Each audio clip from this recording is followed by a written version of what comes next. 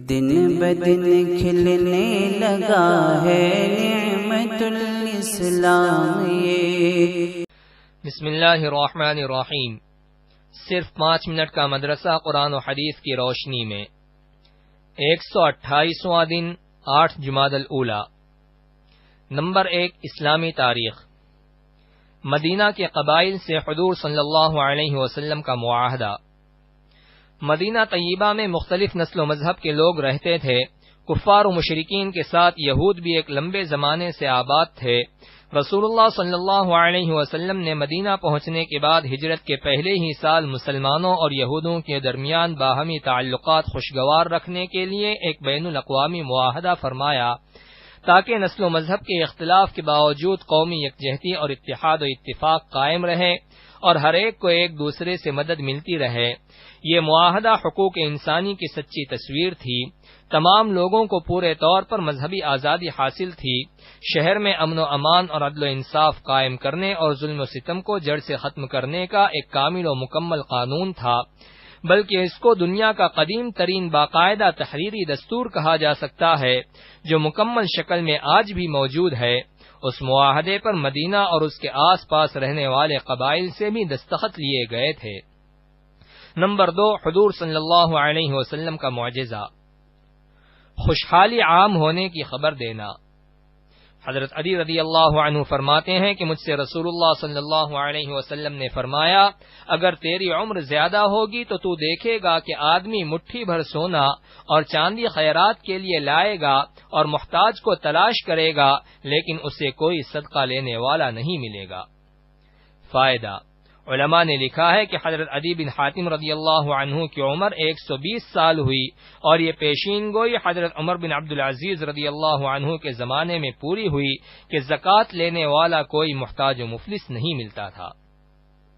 Number 3، ایک فرض کے بارے میں۔ غسل میں پورے بدن پر پانی بہانا۔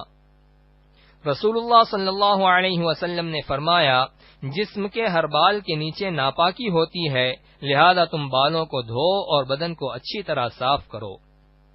خلاصہ: غسل میں پورے بدن پر پانی پہنچانا فرض ہے۔ نمبر 4، ایک سنت کے بارے میں۔ بچوں کو یہ دعا پڑھ کر دم کریں۔ رسول اللہ صلی اللہ علیہ وسلم حضرت حسن و حسین رضی اللہ عنہما کو یہ دعا پڑھ کر دم کیا کرتے تھے: اعوذ بکلمات اللہ التامۃ من کل شیطان وہامۃ ومن کل عین لامہ۔ ترجمہ: میں اللہ تعالی کے پورے کلموں کے واسطے سے ہر شیطان اور ہر تکلیف دینے والے جانور اور ہر نظر لگنے والی آنکھ سے پناہ چاہتا ہوں۔ نمبر 5، ایک اہم عمل کی فضیلت۔ پسند کے مطابق ہدیہ دینا۔ رسول اللہ صلی اللہ علیہ وسلم نے فرمایا، جو آدمی اپنے مسلمان بھائی سے کسی ایسی چیز کے ساتھ ملاقات کرے جس سے وہ خوش ہوتا ہو تو اللہ تعالیٰ اس کو قیامت کے دن خوش کر دے گا۔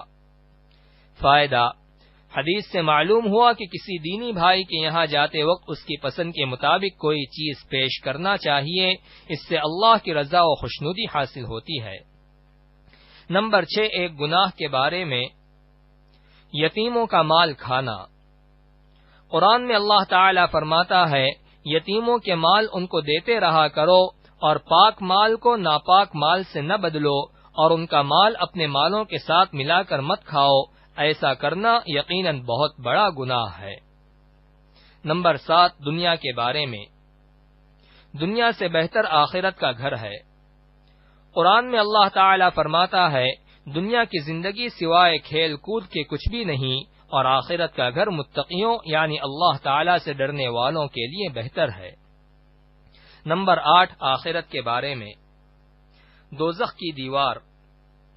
رسول اللہ صلی اللہ علیہ وسلم نے فرمایا، دوزخ کی آگ کی قناتوں کو 4 دیواریوں نے گھیر رکھا ہے اور ہر ایک دیوار کی چوڑائی 40 سال چلنے کے برابر ہے۔ نمبر 9، قرآن سے علاج۔ سورہ بقرہ سے علاج۔ رسول اللہ صلی اللہ علیہ وسلم نے فرمایا، اپنے گھروں میں سورہ بقرہ پڑھو، اس لیے کہ شیاطین و آسیب اس گھر میں داخل نہیں ہوتے جس گھر میں سورہ بقرہ پڑھی جاتی ہے۔ نمبر 10، نبی صلی اللہ علیہ وسلم کی نصیحت۔ رسول اللہ صلی اللہ علیہ وسلم حدیث قدسی بیان کرتے ہوئے فرماتے ہیں کہ اللہ تعالی فرماتا ہے، اے میرے بندو، میں نے اپنے اوپر ظلم کو حرام کر دیا ہے اور اس کو تمہارے درمیان بھی حرام کر دیا ہے، لہذا تم ایک دوسرے پر ظلم مت کیا کرو۔